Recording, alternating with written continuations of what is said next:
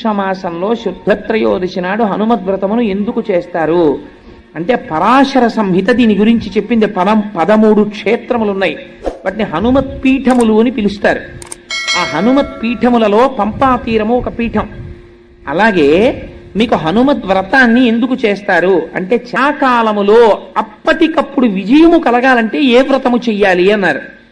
పంపా తీరమునందు కూర్చుని మార్గశిర శుద్ధ త్రయోదశి నాడు చేసేటటువంటి వ్రతం అనుకోకుండా తిని వచ్చింది. ఇప్పటికిప్పుడు నీకు విజయాన్ని ఇవ్వగలిగినటువంటి వ్రతం ఆ వ్రతం. మరి ఎలా ఇప్పుడు పంపా తీరానికి వెళ్ళడం అంటే నీకేం భయం లేదయా, నువ్వు ఇక్కడే కూర్చుని ఉండు, నీకు కలశలోకి పంపా తీరమును ఆవాహన చేస్తాం అని ఆ రాజుతో వ్రతం చేయించారు. చేయిస్తే ఆయన పరమభక్తి శ్రద్ధలతో వ్రతాన్ని చేశారు. చెయ్యగానే హనుమ యొక్క అనుగ్రహం కలిగింది.